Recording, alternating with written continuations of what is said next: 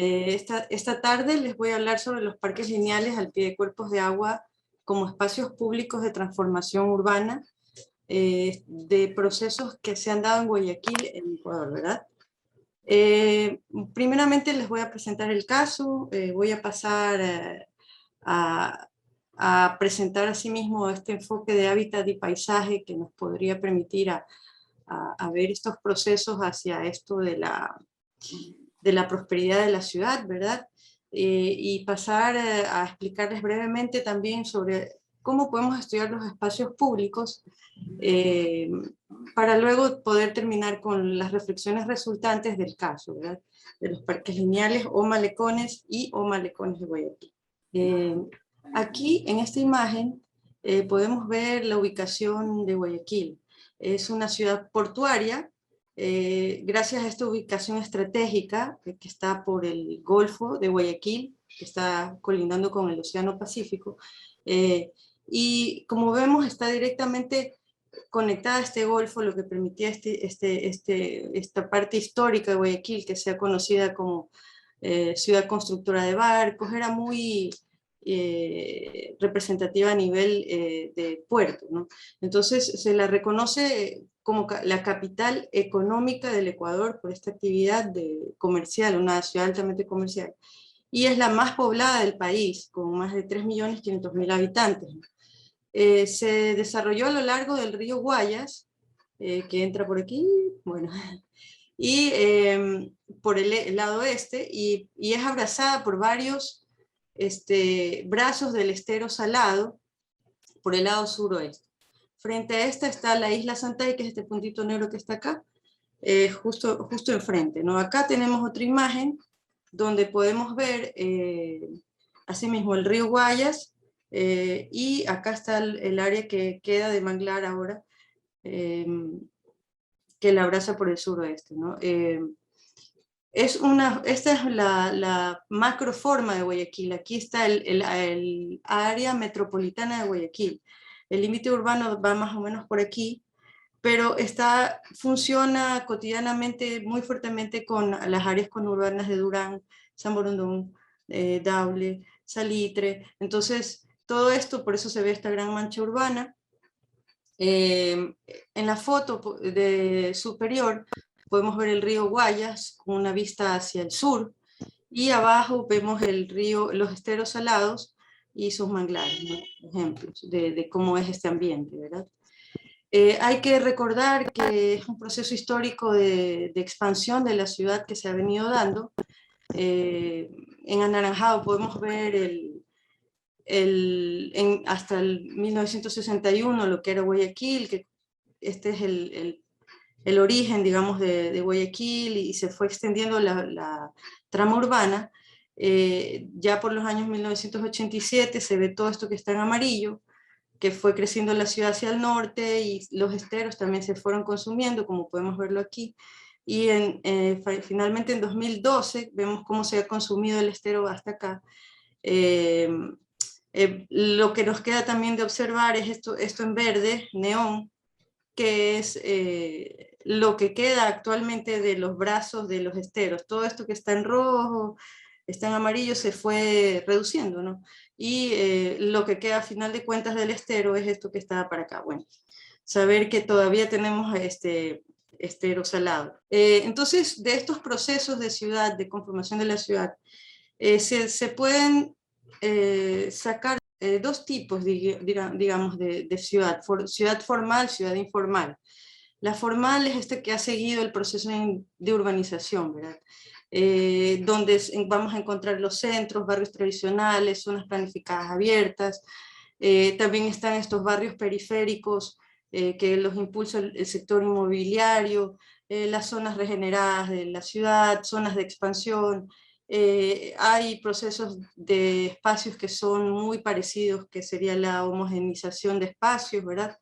Y la ciudad informal, que es este otro lado que se fue tomando los esteros, digámoslo así, que hubo muchos asentamientos informales, irregulares, técnicas de autoproducción, coproducción y escamoteo. Era un proceso de consolidación que se ha venido dando. Ha habido una especie de depredación ecológica, problemas sociales. Bueno, varios riesgos en general, como vemos aquí este brazo, por ejemplo, un poco contaminado. Fue algo casi que podríamos llamarlo territorialmente devastador, que no cabe ahondar en ello, pero sí saber que llamó la atención de los políticos en un momento dado para las intervenciones, ¿no? En todo caso, desde estos dos casos de ciudad formal e informal podemos hablar de justamente cómo la ciudad es un laboratorio que nos enseña a observar, a proponer, a intervenir y corregir sobre todo. Y buscar esto de ir hacia la prosperidad urbana que conlleve a esto de la inclusión social, mayor igualdad, mejorar los índices de habitabilidad, ¿verdad? No solamente dentro de la vivienda, sino ya al siguiente nivel sistémico que es de los espacios públicos, este disfrute de la ciudad. Entonces, por eso es que con los enfoques de hábitat y paisaje podemos estudiar los casos de una forma más integral o holística hacia esta idea de prosperidad, ¿verdad? Recordar que, empezando con el término del enfoque de hábitat, las ciudades informales y formales se han ido conformando a medida que se relacionan entre sí los habitantes unos con otros. En sí, la sociedad va tejiendo su propia trama de existencia espacio-temporal, ¿verdad? Transdimensional, que viene siendo su hábitat. Es como esta imagen que tenemos aquí, podríamos visualizarlo como la araña que solo tejiendo construye, en su reconocer los mismos hilos que le posibilitan su movimiento, los puntos de apoyo y de contacto con el entorno, su centro, su inmediatez cercana, sus conexiones variantes con el mundo externo, ¿verdad? Y desandando su tejido, replantea y redefine sus nuevas tramas, su nueva espacialidad. Entonces, podríamos decir que estos hábitats, tanto formales o informales, se fueron conformando de este modo, ¿verdad? Recordar que hábitat tiene varias definiciones. Podríamos entrar al hábitat natural, que no nos compete en este caso, hábitat humano, en este caso es más propio, hábitat construido también va de la mano, es decir, todo lo que ha sido creado por el hombre en esta cohabitación con los espacios naturales, ¿verdad? Pero en sí es un sistema, esto del hábitat humano, que nos va a permitir justamente incluir el contexto integral, los grupos sociales, la cultura, hablar de habitabilidad que tiene que ver con calidad de vida, productividad, inclusión, identidad, ¿verdad? Y bueno, saber que es simplemente el hábitat humano incluye condiciones, rutinas, intercambios, tránsito para el desarrollo de la vida humana, y esto se va a dar según varios planos, como el legal, el social, el económico, cultural, ambiental, ¿verdad? Simplemente no ver el hábitat como una cosa, sino como algo que nos va a permitir estudiar las propiedades físicas y materiales determinables y posibles de un caso para medir y cuantificarlo, en este caso el caso de Guayaquil, ¿verdad? Recordar que el hábitat no es solo un techo, una vivienda, sino que en ese sentido el hábitat va a permitir esto de la accesibilidad física, que es lo que a través de los proyectos que les voy a presentar más adelante se ha buscado, ¿no? Mejorar esas condiciones problemáticas que mencioné brevemente para ir hacia estos temas de un hábitat mejorado, ¿verdad? A través de la constitución de los parques lineales. Entonces, se hablaba de justamente crear este saneamiento, esta eliminación de desechos, proteger el estero salado, mejorar las calidades de vida, la calidad de vida en general de estos espacios, ¿verdad? Recordar que hábitat también tiene que ver con esto de la expresión simbólica, es decir, que tiene que ver con las acciones sociales, la comunidad, lo que pasa con los habitantes y en sí las actividades colectivas, ¿no? Que también tiene que ver con esto de los espacios públicos o parques lineales que estamos observando, ¿no? Que es un sistema dinámico. Se trata de justamente estas relaciones complejas que vamos a encontrar que no es fácil estos procesos de cambio, están en permanente evolución, en permanentes interacciones, es un paradigma complejo del hábitat, ¿verdad? Y bueno, en sí son las dinámicas entre el ser humano y su mundo inmediato, ¿verdad? Podríamos ahí nosotros inclusive hablar o describirlo por este modelo triádico que vemos aquí, donde se entrelaza el habitante, naturaleza, sociedad, es la visión del hábitat como una organización de procesos dinámicos, en donde el hábitat o cosas van a conjuntamente a habitar con las acciones, los habitantes, ideas, sentimientos, culturas, bueno, todo de una forma integrada, indisoluble, ¿verdad? Como mencionamos, este enfoque va más allá del sentido de ocupación física, sino que también tiene que involucrar ese referente simbólico imaginario y pues esta parte de dimensiones políticas, económicas, sociales, estético-culturales, medioambientales, ¿no? Saber que el hábitat, desde sus orígenes lingüísticos, descubre sus conexiones con el habitar, y bueno, parte de lo antrópico, luego va a esto de la biología, la ecología, y cuando habla de nicho, ecosistema, todo eso, y luego retorna a esto de las disciplinas un poco más de análisis o para trabajar estos aspectos humanos que son del habitar, ¿verdad? Que serían la planeación y el urbanismo. Entonces, el hábitat va a tener diferentes enfoques y miradas según los que los estén planteando. Podríamos hablar de derecho a la ciudad, que nos ayudaría a entender los casos, cada caso, ¿no? Ponerme a explicar cada cosa desde cada enfoque sería muy complejo, muy largo, pero saber que todo, que estos casos implican estos temas, ¿no? Derecho a la vivienda, la relación de construir, morar y pensar, el triple sentido del hábitat como ordenador del universo circundante, funcional u operativo y simbólico social, y asimismo sistemas de objetos y acciones y las relaciones local-global. Hablamos también de percepciones del hábitat, hablamos de lo de la vida cotidiana, las formas de habitar, todo esto está involucrado. Entonces, recordar esto, que al hablar de hábitat estamos hablando del espacio, los parques lineales, por ejemplo, el territorio, la ciudad, el ambiente que se generó, sea en el centro de la ciudad, en este proceso un poco más formal, sea en las áreas del estero salado, un proceso un poco más irregular, que creaba otro tipo de ambiente, y bueno, las viviendas que de una u otra forma siempre estaban ahí creando este envolvente, ¿no? A los espacios que daban a estos cuerpos de agua. Entonces, el hábitat en sí lo podemos ver como un contenedor de vida humana.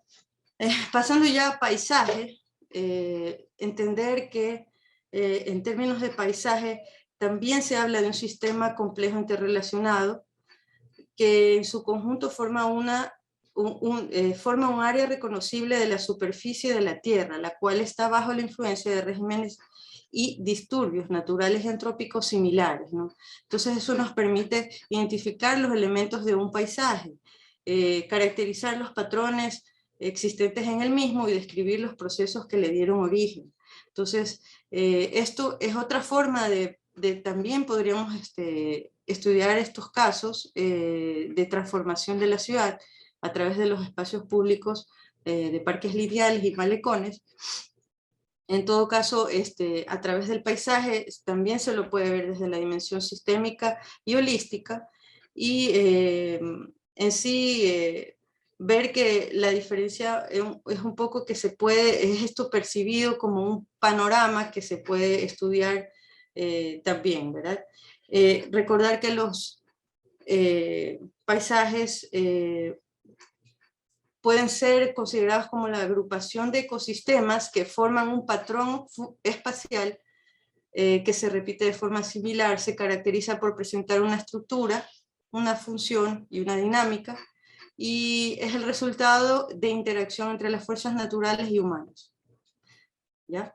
Que la calidad del paisaje va justamente a variar del impacto humano que haya, el grado de conservación que se busque, como vimos en esas fotos al inicio de la zona un poco irregular del estero salado, ese grado de conservación casi que era nulo, entonces era urgente, latente esa intervención que ya les voy a presentar, pero sí permite estos impactos verlos desde las percepciones estética, social, técnica, ecológica, ¿verdad?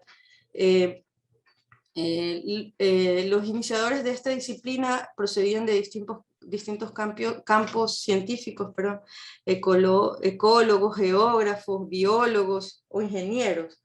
En este esquema que vemos aquí se ve la complejidad y la diversidad de disciplinas que interactúan en esta, si hablamos, digamos, de la ecología del paisaje, que es la disciplina ya aplicando lo del paisaje. Pero podemos ver que geografía y ecología son los que tienen como que el rol principal en esta visión, digámoslo así.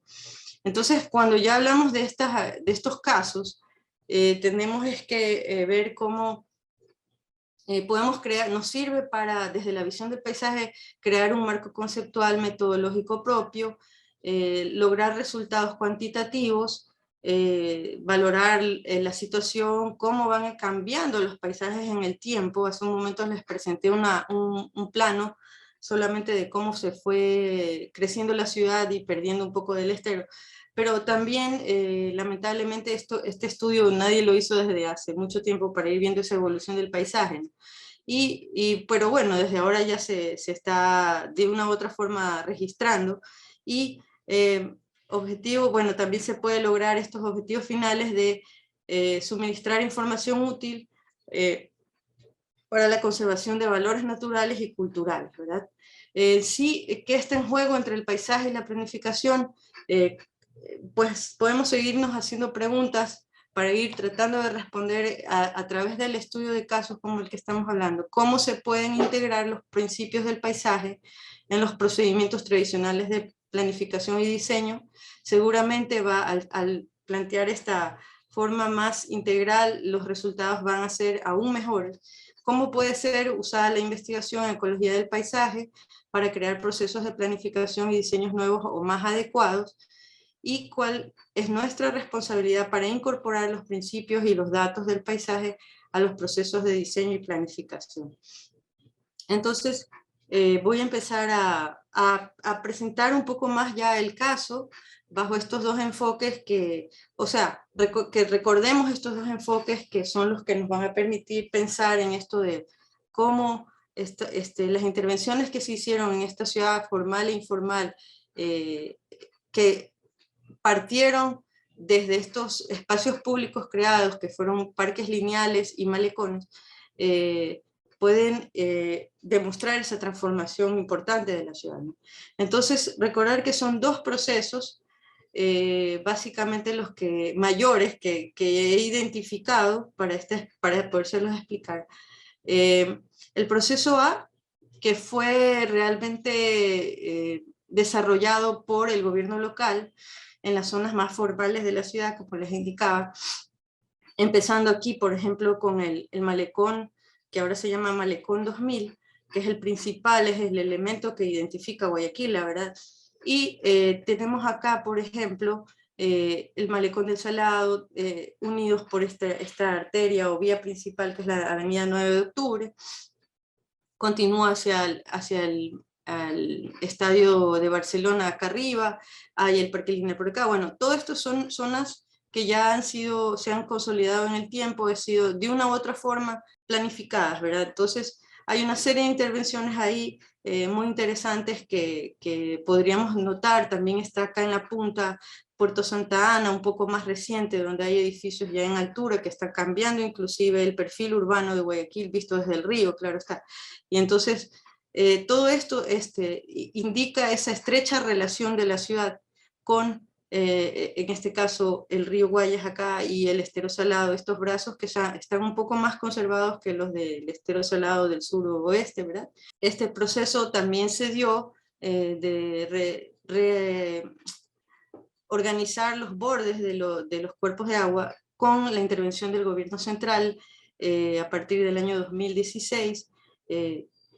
Entonces estos en cambio entraron a estas partes un poco más problemáticas, tratando de recomponer estos bordes. Como ven, hay una serie de parques lineales, acá se los conoce como parques lineales, para justamente ayudar al estero salado a que deje de estar contaminado, a evitar que haya personas viviendo en riesgo en los bordes, es decir, buscando esta mejora integral de la vida de las personas, ¿verdad? Antes de continuar, sí me gustaría hacer una reseña de la importancia de esta relación, donde está el Malecón 2000 es donde prácticamente donde inició la ciudad. Aquí vemos la orilla desde los inicios de Guayaquil, cómo en 1853 ya se fue estructurando, cambia hacia esto como una escalinata que vemos acá. En 1930 ya hablamos del paseo de las colonias con la colaboración de las, ¿cómo se llaman? Los aportes que daban las comunidades extranjeras, la italiana, la china, ¿no? Ese carácter colonial de salir a mostrarse con los vestidos, por eso les puse este grafiquito aquí, era esa época, ¿no? Todo esto se daba en ese momento, ya por los años 1960, 1980, por ahí, ya Guayaquil tenía esta zona como muy identificada como el corazón de la ciudad. Y podemos ver aquí que en un momento dado empezó inclusive a degradarse el espacio, ¿no? Yo era pequeña, iba al mercado al final hacia el sur y veía siempre estos espacios como lo vemos en esta foto que está acá, ya sucios, llenos de vagabundos. Entonces, a pesar de que era una zona céntrica y digamos, formal, llegó un punto en que también requería esa atención de regeneración, y ahí es cuando surgió este proyecto en 1999-2000 de justamente reconfigurar o crear estos malecones de una forma de pronto con un estilo que era un poco ajeno, pero honestamente hasta el día de hoy funciona. Y bueno, este proceso que seguimos, que podemos identificarlo hacia este lado más céntrico de la ciudad, con el Malecón 2000, el que les muestro aquí, tiene estos aspectos de una especie de efecto irrigador al resto de las ciudades, como yo lo suelo llamar. Porque empezaron con este proyecto, llamémoslo estrella, porque marcó un cambio radical en ese frente urbano, y de ahí se fue regando en las calles del centro este efecto de regeneración urbana, de arreglo de pisos. Bueno, hubo una serie de intervenciones que hacen que se identifique este estilo que ya se creó entre los materiales de los pisos, de las bancas, de la vegetación que se utilizaba, de los tipos de comercios que hay por ahí, los kiosquitos o las tiendas armadas. Entonces es como una especie de homogeneización de espacios públicos, ¿no? Surgió de esta gran intervención del proyecto Malecón 2000. Aquí podemos ver unas vistas aéreas un poco de esta de hacia el sur. Son 2 kilómetros de largo que tiene este malecón. Es el elemento turístico de Guayaquil. Claro, hay varias áreas de descanso, de juegos, hay todo tipo. Generalmente la zonificación respondía a lo que ocurría justo en el tejido urbano del frente. Por ejemplo, hay una zona comercial que se llama La Bahía, justo enfrente se crearon centros comerciales pequeños vinculados al malecón. En esta zona un poco más cultural últimamente colocaron la Noria, hay museos. Bueno, todo esto realmente, si recordamos a lo de los años 60, dio un giro hacia la prosperidad, insisto con el término, pero es innegable, ¿no? Que se lo llegó, bueno, tiene igual controversia, se lo llegó a llamar el modelo exitoso, pero también tiene muchas cuestionamientos, ¿no? Hay que ser honestos, pero es innegable el cambio radical que hubo, ¿no? Por ejemplo, aquí entre los cuestionamientos podríamos decir que mucha gente se quejó que ya no podía ver el río como lo veía antes cuando iba por la calle, ¿no? O que hay fragmentación espacial, porque es un espacio que para garantizar justamente esto de la seguridad al interior para los turistas nacionales, extranjeros, locales, cercaron todo el parque y hay guardias en cada puerta, adentro, hay restricción de ingreso a vendedores ambulantes para controlar estos ambientes que no se llene de vendedores, ¿no? Entonces, ahí hay posiciones a favor, en contra, ahí hay una serie de aspectos que se pueden discutir, pero en realidad esta prosperidad es innegable. Los espacios siempre están llenos, claro, cuando no hay COVID, obviamente, cuando ha habido feriados, está repleto de personas y los vendedores ambulantes no sé cómo hacen, pero igual ingresan, ¿no? En todo caso, en el proceso B tenemos la intervención del gobierno central, es decir, en realidad eso no era una competencia del gobierno central, del Ministerio de Vivienda, pero igual lograron intervenir y claro, todos en favor de la población, ¿no? Pero estos de aquí se caracterizan más que ir por, bueno, igual, ir más que todos concentrados a esta zona que les mostré en la cartografía hace un momento, el sur oeste de Guayaquil, donde efectivamente se buscaba mitigar esto de la contaminación ambiental y que vivían las personas en mucho riesgo, ¿no? Entonces se crearon estos parques lineales para un poco, no, mucho, ayudar a la mejora de la calidad de vida, ¿verdad?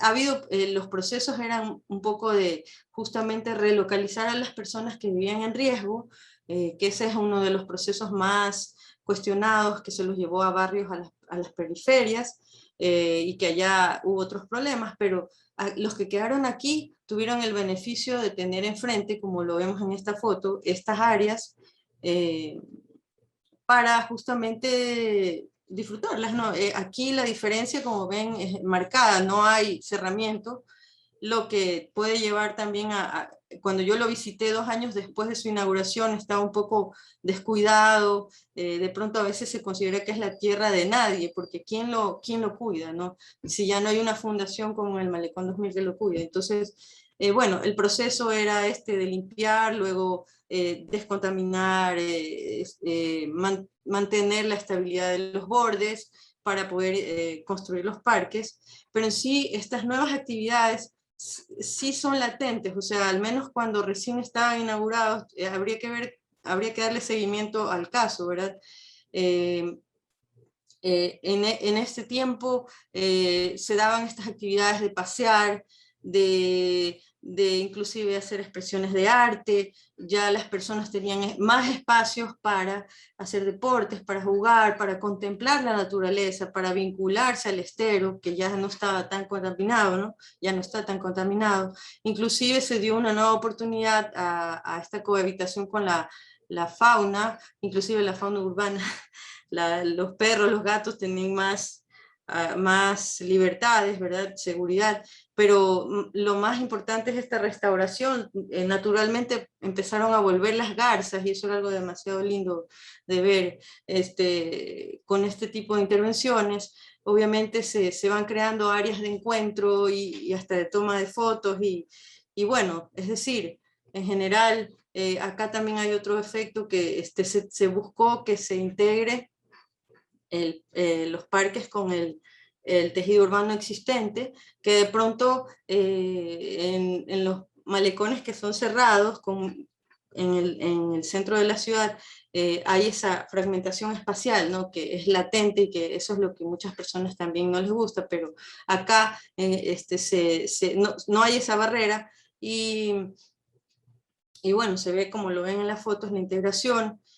Hay un poco este aspecto de extensión de la vivienda a los espacios públicos. Las salas se las traslada a los parques lineales, la gente lava la ropa con más tranquilidad afuera. bueno, se apropien de los espacios, a fin de cuentas, que también es positivo, ¿no? Y luego se da la reactivación económica por estos espacios mejorados que están a proximidad, ¿verdad? Los habitantes también empiezan a organizarse para el mejoramiento integral de los barrios o el mantenimiento. Se hablaba de que cada quien barra su pedacito de enfrente de la calle, o del parque, perdón, y ahí se mantenía limpio, ¿no? Pero igual siempre se necesita apoyo exterior. En todo caso, nuevas oportunidades para todos, se crearon espacios más inclusivos, con rampas, o sea, para llegar aquí si hay rampas, hay estos juegos biosaludables, o sea, en realidad hay un cambio notorio en estas zonas de Guayaquil. Entonces, recapitulando un poco, este proceso A y B, el uno para la ciudad formal, el otro para la ciudad informal, justamente sea por la regeneración que se dio en el proceso A o por la renovación in situ en el proceso B, los dos transforman la ciudad a través de los espacios públicos, crean esta habitabilidad mejorada, poder vivir la ciudad de otro modo, ¿no? Y esto a la vez engendró una nueva urbanidad que ya la voy a mencionar más adelante. En todo caso, acá, entre los métodos que tenemos acá, podemos ver que para estudiar estos espacios públicos se puede utilizar la observación participativa, los métodos de los itinerarios y las encuestas y entrevistas exploratorias. En la observación participativa podemos utilizar análisis sensorial, plano de ambientes y transiciones, el plano de imagen del malecón o de los parques, según Kevin Lynch. Entonces, ¿qué pasó? No puedo cambiar. Esto es como para decirles brevemente más o menos la metodología que se puede utilizar en un momento dado. Ustedes, al observar espacios públicos, se puede tratar de concentrarse en las formas, que habla de todos estos aspectos físicos del espacio, o del ambiente, mejor dicho, las formantes, que es todo lo que vayan a percibir con los 5 sentidos, ¿verdad? Todo lo que veo, lo que huelo, lo que escucho, se pueden hacer fichas de registro con los equipos o instrumentos adecuados de medición. Todo lo que se perciba en ese sentido, del viento, de temperaturas, materiales que reflejan, todo ese tipo de aspectos se pueden registrar. Ya viene la creatividad de cómo llevo mi banco de datos, cómo lo ilustro después de una forma sintética en un plano de algún modo, y de ahí las formalidades, esa acción, todo lo que tiene que ver con las actividades de las personas. Se trata de las formalidades. Entonces esos 3 aspectos les ayudan para lograr este análisis sensorial, ¿verdad? Y también el método de los itinerarios, que es cuando ustedes pueden salir a recorrer los espacios con la ayuda de expertos. Uno se encarga de comentar y grabar, otro se encarga de ir marcando en el plano. Más o menos así fue como fui estudiando estos espacios, con estas metodologías, ¿no? Voy marcando, voy tomando la foto, voy registrando, voy anotando los comentarios, y esto después se hace un análisis del discurso, se contrasta con la información, se pasa limpio, y todo esto les ayuda a ir concluyendo simplemente, ¿no? Entonces, recordar que en este sentido, todas esas actividades que se puedan encontrar en los espacios públicos, sean de antaño, como las que vemos aquí. Esto era lo que pasaba antes, desde los paseos, desde los tipos de las comidas ambulantes, los juegos, las actividades en el agua, ¿verdad? Estas todas actividades necesarias, opcionales y sociales de antaño ahora se han ido reorganizando, ¿no? Se puede hablar de que de esta, yo la podría llamar una urbanidad frágil, que inclusive este es el icono de Guayaquil, se llama Juan Pueblo, lo reflejaba inclusive en sus atuendos, ¿sí? Lo pueden ver aquí. Entonces, de pronto hay ese cambio interesante de estar orgullosos de la ciudad. Juan Pueblo ya se viste con la guayabera, que es la camisa típica de Guayaquil, ¿no? Se empieza esta nueva sinergia de interacción con la ciudad y de estar más orgullosos de la ciudad. Eso sí se lo puede ver, ese cambio de la percepción de las personas hacia su ciudad, gracias a la regeneración de estos espacios, sea en las zonas formales o informales de Guayaquil, ¿no? Entonces, con esto tenemos que decir que estos espacios públicos reestructuradores, impactan a la ciudad entera, en los aspectos geográficos, sociales y económicos, funcionan como pulmones verdes, ayudan a restaurar los medios naturales que han sido afectados históricamente, ayudan a mejorar la calidad de vida y activan de una forma u de otra la economía local y turística, los aspectos turísticos, ¿no? Saber que entonces estos espacios públicos reestructuradores revelan una nueva urbanidad o modo de vivir la ciudad, o sinergias o comportamientos, crean nuevos paisajes, crean indicadores de atractividad que ahora no los voy a enlistar porque no es el objetivo, pero hay todos estos aspectos que se pueden obtener, desarrollos económicos, tendencias urbanas que se pueden identificar, que se puede constatar habitabilidad exterior mejorada de la ciudad en términos de inseguridad, de higiene, imagen, confort de los espacios públicos. Se puede igual seguir estudiando los contrastes y similitudes entre las zonas formales e informales. Se puede hablar de morfología, prácticas de los usuarios y procesos de planificación en busca de esta integralidad como tres ejes principales de observación, ¿verdad? Entonces, saber que aquí viene el cuestionamiento, ¿no? Este rol del diseño urbano para poder crear esos espacios públicos efectivos, eficientes, que ayuden a hacer este elemento que fusione el ecosistema urbano con el ecosistema natural para esta cohabitación armoniosa, y que cuando no consideramos el diseño urbano como un elemento un poco central para la gestión de la ciudad y estas intervenciones que se pueden dar, hay consecuencias y que, bueno, hay que estar atentos a ello. Podemos ver que desde el enfoque de hábitat y del paisaje vamos a entender que el hábitat es el que va a contener todas esto que estoy mencionando, y que el paisaje desde sus diferentes escalas donde estemos estudiándolo, sea desde la microescala que vienen siendo los espacios públicos, vamos a poder identificar estas palabras claves como son la calidad de los espacios, el confort, en la escala ya del barrio podemos hablar de los ambientes que se generan, y a la escala ya de la ciudad o una escala mayor ya se habla de estos paisajes que se perciben a lo largo, el frente urbano, el skyline que se llama, ¿no? Entonces, todo eso son tantas temáticas que se pueden articular alrededor de los espacios públicos.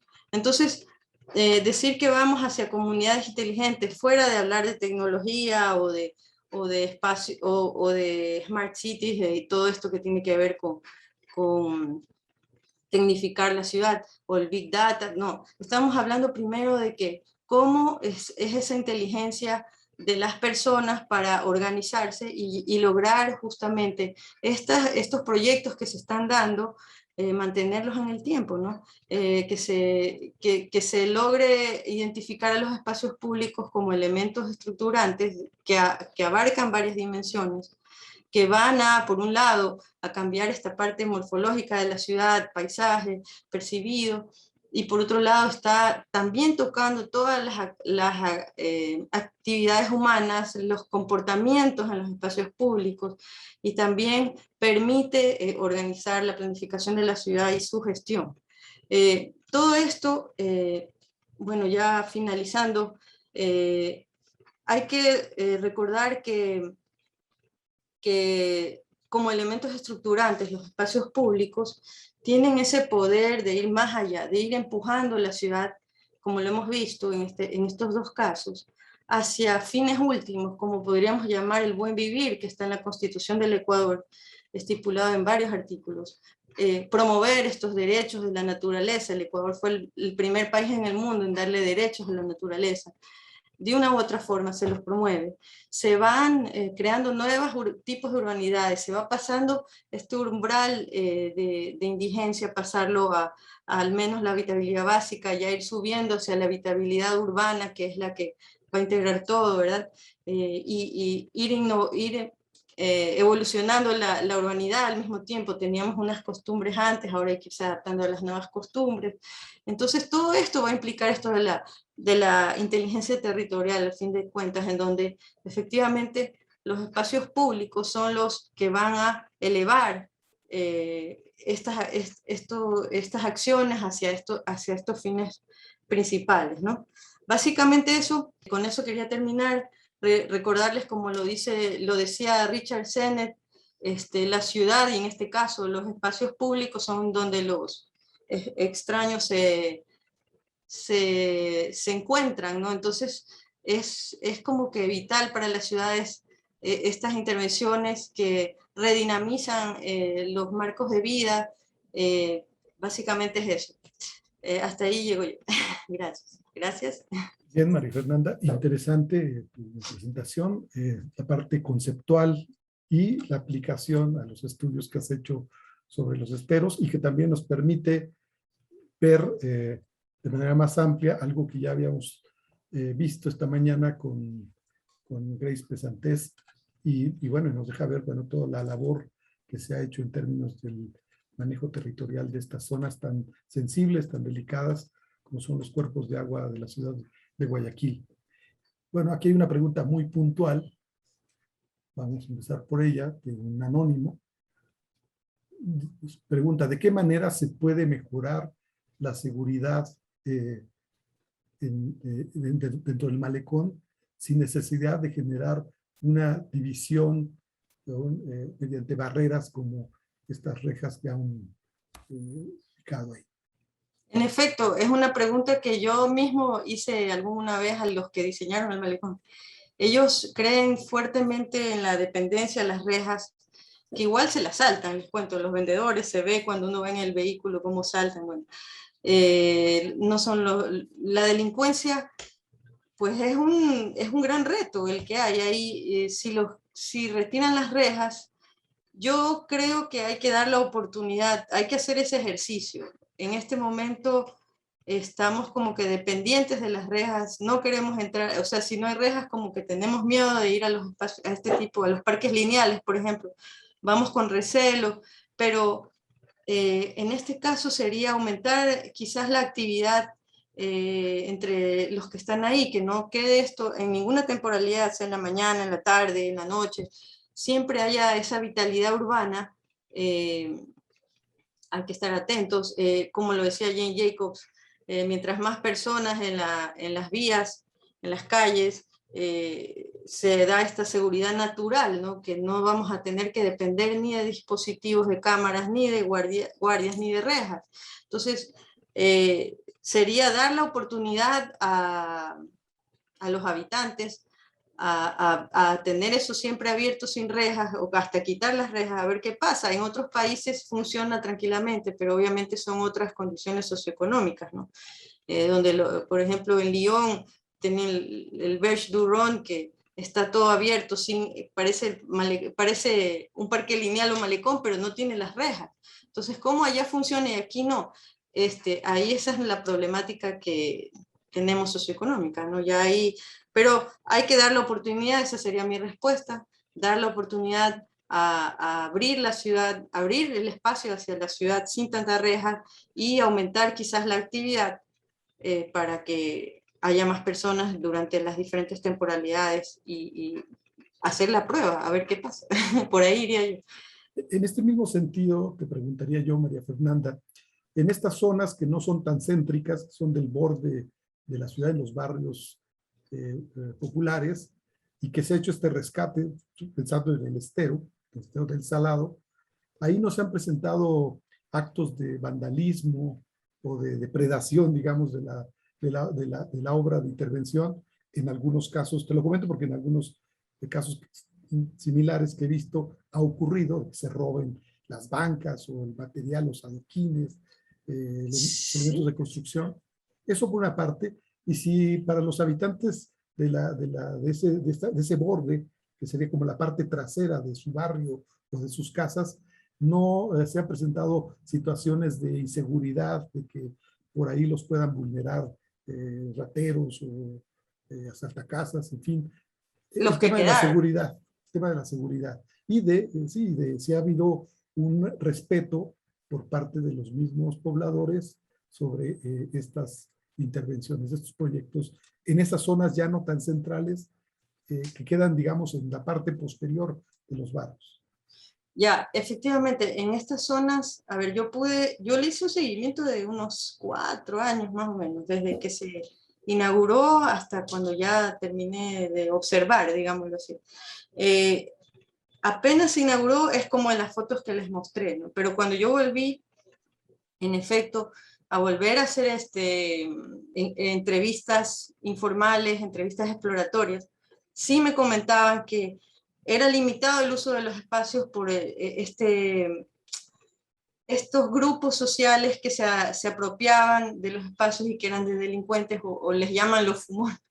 Pero bueno, son las personas que ocupaban los espacios desde, digamos, desde las 6 de la tarde y ya no podían salir los niños. Eso sí sigue ocurriendo. Había algo interesante antes de la intervención, que como eran asentamientos irregulares que se han ido conformando a través del tiempo, ya se creaban como especies de barrios o zonas que se protegían entre ellos. Cuando venía una persona, un delincuente extraño, había quien defienda. Ahora que removieron a los de los bordes y los enviaron al proyecto sociovivienda al final, o sea, a los extremos de la ciudad, quedaron vulnerables, es decir, los que los cuidaban ya no estaban, familias, se rompieron lazos sociales, el tío vivía al frente, la mamá del otro lado, ¿verdad? Todo eso también se rompió. Entonces, como que sí hay ese problema aún, son entornos que tienen esa problemática hasta el día de hoy. Esa es una problemática que existe. Y bueno, el respeto de los pobladores como tercer punto, en efecto, falta, por eso es que yo menciono mucho esta dimensión, estas nociones de hábitat y de paisaje que permitan, o sea, lo que quiero decir es que si los gobernantes locales o centrales se enfocarían de esa visión más integral, serían más enfáticos en los procesos con las comunidades para el cuidado de los espacios, el respeto hasta las plantas. Había épocas que vi que lograban que los niños, inclusive por traviesos, arrancaban plantas. Entonces ahí viene ese rol de la comunidad para la no coproducción, ya están hechos, ¿no? Pero para el comantenimiento de los espacios, lograr que los espacios sigan vivos, porque ya les digo, llega ese efecto de la tierra de nadie, que lo podríamos llamar así, donde nadie cuida nada y todo se deteriora y quedan los espacios ahí medio funcionando a ciertas horas del día. Y esa es la dificultad. ¿Quién cuida los espacios? Entonces, sí, los habitantes no fueron considerados más que para informarles. Ahí vienen las dificultades, ¿verdad? Sí, alguna vez también en esto de la delincuencia pude ver que hasta las bancas se las roban. O sea, eso es grave. Se robaban desde el cemento, pero ahí ya, o sea, las cosas ya están ahí. O la otro efecto que había era que empezaron a usar esos parques lineales para ir con las motos. Entonces, si había un niño por ahí jugando, a veces hasta los atropellaban. Entonces, eso es lo que digo, el trabajo con la comunidad para defender sus espacios, evitar, por ejemplo, que crucen las motos, cuidar, que se apropien y eviten que se roben las bancas metálicas con madera o los juegos. Había una señora que entrevisté yo, que ella tenía toda su ropa tendida en los juegos biosaludables. Yo le digo, oiga, van a oxidarse. No, no, no, yo los cuido, por eso yo pongo mi ropa, porque yo igual siempre los cuido y por eso están mantenidos. Entonces, de pronto permitir ser un poco más flexibles, dejarles, pero están manteniendo el espacio.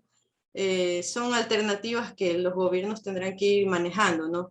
Pero ya le digo, más que todo es esto de cómo entre ellos mismos se organizan y logran mantener los espacios en el tiempo. Bueno, me imagino que estos bordes, sobre todo los cuerpos de agua, todo el tema de los desagües, las aguas residuales y las basuras de estos barrios, antes de la intervención, iban hacia el cuerpo de agua, hacia el estero. Ese tema, ¿cómo se trabajó desde el punto de vista de sanidad ambiental? ¿Se hicieron Ya, obras de captación, de sí, bueno, colectores, o cómo se manejó esto? bueno, lo que digo lo primero, ¿no? Ha habido campañas para que las personas concienticen de no botar la basura al estero.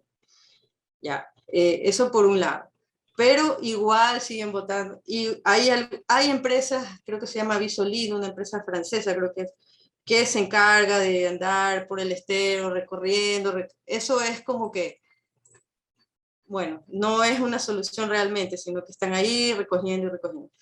Ha habido, justamente en estas zonas, en ciertos sectores, no en todos, donde han puesto la infraestructura adecuada, porque no era solo la basura, sino que también al momento que hicieron los parques lineales, era para evitar que las tuberías, los desagües de las aguas servidas, vayan al estero salado. Entonces eso ha sido zonas donde han picado la calle y han hecho las tuberías y que todas las trampas vayan para allá. Entonces, sí se ha hecho eso, pero yo tendría que hacer un estudio muy detallado a ver dónde se ha logrado eso de ahí. ¿Y qué más sería? Pude constatar alguna vez que como otro factor que debería incluirse es esto del el simple cruce del camión de la basura para evitar que utilicen el estero, ¿no? Pero como ahora existía el parque lineal y había el tachito del parque, la gente llevaba ahí y alrededor del tacho llena de basura. Entonces, ahí la solución es que la actividad de la municipalidad, en este caso los encargados, o si están delegando a una empresa privada para que aquella recolección sea más activa, porque a veces pasaba una cuadra antes el camión y la gente lo botaba hacia el parque lineal, entonces la basura igual se acumulaba. También es eso, es sensibilizar, o sea, es una coparticipación para lograr los procesos que debe ser fuertemente dirigida desde los municipios, porque ese es el problema, que como que quedan un poquito esas intervenciones un poquito de lado, entonces se sigue contaminando, pero ya le digo, si lo enfocamos desde hábitat y paisaje, quizás lo logremos. Esa es mi contribución. Otra duda que tengo, te pregunto, en días pasados, el lunes, vimos el caso de Puerto Rico, el tema de las inundaciones por los efectos de las marejadas, de las mareas, de la erosión marina. Bueno, aquí no tiene ese problema, pero pueden tener el tema de las crecidas del río, lluvias torrenciales, las mismas mareas pueden Del subir estero. del estero, ¿sí? Eso no es, no lo convierte Sí, todos estos perímetros en áreas vulnerables. o sea, ya han sido históricamente todo Guayaquil es vulnerable.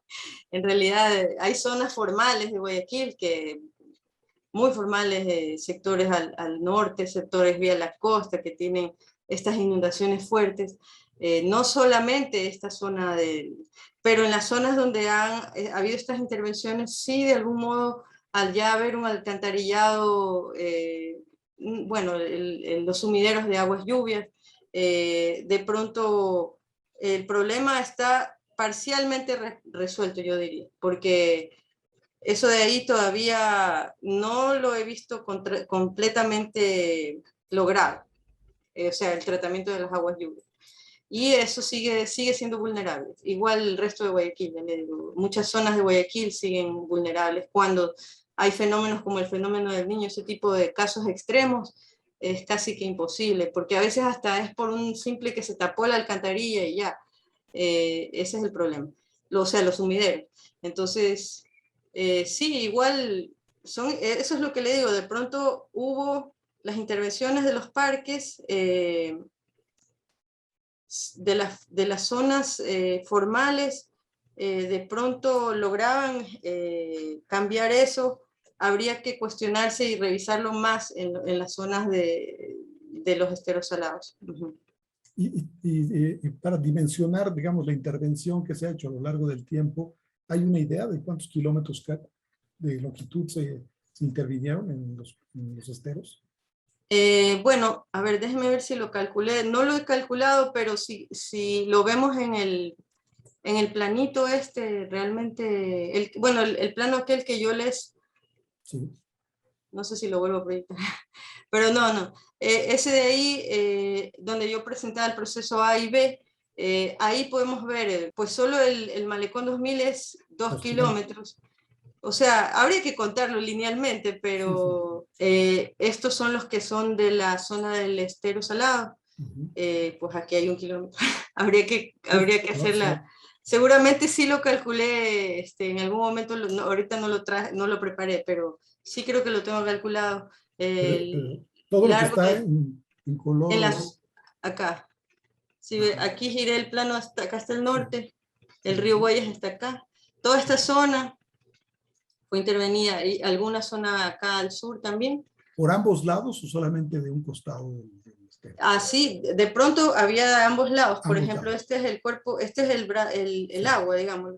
Sí, y aquí hay de los dos lados, y había lados en que solo era un borde, ¿no? Porque acá ya era naturaleza, o sea, acá ya está el manglar. Pero es una cantidad considerable, ¿Sí? ¿no? Sí. Kilómetros. Por eso es que el mantenimiento es lo que se cuestiona. Claro. En cambio acá, es más fácil tener esto con la reja, se acabó, tener acá también alguna especie de seguridad, Puerto Santa Ana, acá también están enrejados, hay canchas, acá, acá el parque lineal también está enrejado, o sea, esa es la diferencia, ¿no? Y funciona, la verdad es que acá están un poco más expuestos a estos problemas de delincuencia, efectivamente, del efecto tierra de nadie, que le llamo yo. Sí. Y acá, como están bajo la fundación, el cuidado de la fundación y los guardias, pues de una forma u otra los turistas sí se sienten más tranquilos. Uh-huh. Este puente zigzag que nos comentaba Grace esta mañana, aquí, ¿dónde queda? Aquí está. Ya. A ver, déjame ver. Sí, es el de aquí, el zigzag es ahí está, I. Zigzag. Sí, okay. Okay. Ajá. Justo ese une las dos universidades. Acá está la Universidad Estatal, sí, donde yo estoy, y acá está la Católica. Aquí hay un proyecto muy interesante que se ha hecho que se llama, o sea, sigue evolucionando la ciudad, es lo que digo, o sea, sí funciona como elemento estructurador los parques lineales, porque ahí, por ejemplo, se ha creado, no sé si ya les comentaron, el proyecto Guayarte, que es un proyecto... Sí, ella ajá, entonces algo, sí. Ese proyecto está aquí, y de ahí uno puede cruzar el zigzag y llega al otro lado, el Guayarte, continúa acá, y después sigue por acá, sube y cruza un paso peatonal elevado y llega a la otra universidad, o sea, funciona como un elemento integrador, articulador peatonal, ¿no? Es interesante. Ahora, este sector corresponde, bueno, obviamente a esto que tú llamabas el sector formal de la ciudad. Uh-huh. Bueno, y ahí se aprovechó para generar estas intervenciones complementarias al parque, ¿no? Pero en la zona informal se han dado este tipo de intervenciones o de pequeños como parches que complementan la parte lineal del parque. No, yo aquí solo he constatado, de lo que yo conozco que hay parques lineales, o sea, se refiere a la zona de caminar, la zona consolidada hacia el estero, en las jardineras, y hay zonas bueno, ahorita habría que buscar ¿dónde estaría ubicado bueno, ahorita no me ubico, pero donde está los parques lineales que dan hacia el estadio de Barcelona.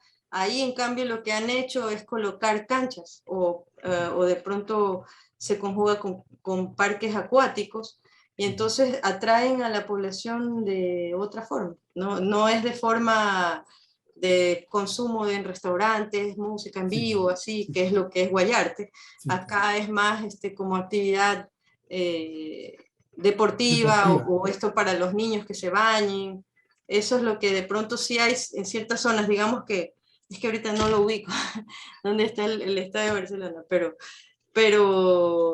a ver, no me ubico. Bueno, en esa, digamos que es por aquí, y el puente, ¿dónde está el puente? Digamos que es por aquí, entonces en una de estas zonas está dos canchas, y más acácito el parque acuático.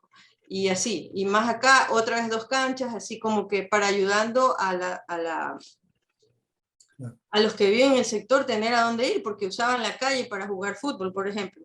Entonces ya ahí son canchas de verdad o de básquet que hay, y ya ese es otro tipo o sea, es el parque lineal, pero hay esos espacios puntuales que atraen a la población también, de distinta forma, pero existen, ¿no? Y todo ese recorrido está ininterrumpido, se puede caminar sin ninguna obstrucción. Sí, ahí es donde, a ver si... digamos, de un extremo a todo, puede uno dar la vuelta sí. por prácticamente todo el... En teoría sí, me imagino que sí hay cortes, ¿no? Yo logré ir en un momento dado, bueno, no cuando estaban terminados, hay que ver si los últimos están terminados, pero por ejemplo el estero de las ranas, había uno que todavía no estaba cuando yo estudiaba, yo lo estudié, pero yo pude ir desde el agua, y sí se veían los frentes consolidados en varios de estos en el momento que yo visité, y era continuo. Ahora ahí el asunto es, la vez que yo hice el método de itinerarios que les mencioné, yo pude caminar, pero es largo, pues no, era en el Cisne, era, a ver, ¿dónde está aquí? ¿Dónde está? No lo he detallado, bueno, se llamaba el Cisne 2, donde yo fui, era digamos como que me fui, me di una vueltita, y eso fueron como 2 horas y regresar, donde dejamos el vehículo. Entonces sí había la continuidad, pero había que seguir simplemente, y de ahí obviamente sí, en estas zonas había que ir con la precaución de ir sin nada que nos puedan quitar, ni nada, ¿no? Entonces ir tranquilos, como quien dice. En cambio acá la gente anda como está adentro, anda con sus teléfonos, esas son las diferencias realmente, ¿no? Por las rejas. Lamentablemente es así, esa es la realidad. Ajá. ¿Y son navegables los esteros? ¿Se puede...? Muy poco. O sea, cuando la marea, no, se dice la ría, bueno, está el agua, los niveles del agua están más altos, ahí sí pudimos entrar, pero había zonas como decir, ya llegábamos hasta aquí y ya no se podía porque ya o era mucho lodo, bueno, ya esas son condiciones naturales del estero, ¿no? Pero depende, por acá en las zonas de acá hay uno que se llama,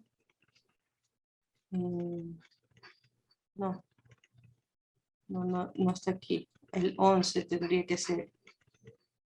Bueno, Estero Lagarto. Bueno, hay uno donde efectivamente hay parques, hay un parque acuático, ¿sí? Y al final se puede salir y andar en kayak, porque ahí sí es profundo, ¿no? Pero son los que ya están más cerca de las áreas de los manglares naturales. Eso sí se puede como que andar en kayak, ¿sí? Pero ahí también hay que tener cuidado con los piratas. Pero bueno, esos son o sea, hay que ir acompañado, avisar que uno va a ir a hacer eso, a la policía y todo eso. Claro. Como dice el dicho, no dar papaya. Sí. Exactamente. Estas reconversiones de los espacios públicos son muy válidas porque de una u otra forma ayudan al desarrollo de la ciudad positivo. Es difícil, sí, mantener que sea por todos lados, se abarca las diferentes grupos poblacionales, pero es algo que debe seguirse dando, o sea, es positivo, totalmente.